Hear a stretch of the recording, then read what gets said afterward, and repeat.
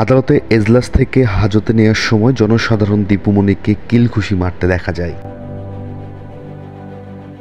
এ সময় লজ্জায় মুখ লুকাতে দেখা যায় তাকে। এমনকি লোকজনের ধাক্কাধাক্কিতে দীপুমণির শাড়ি খুলে যেতেও লক্ষ্য করা যায়।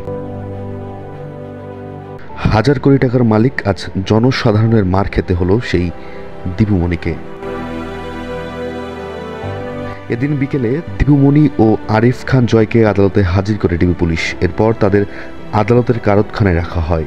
গারদখানা থেকে সিএমএম আদালতের 2 তলায় 28 নম্বর কক্ষে কোর্টে তোলা হয়। এ সময় দীপুমণিকে কাঁদতে দেখা যায়, তবে জয় ছিলেন নিশ্চুপ।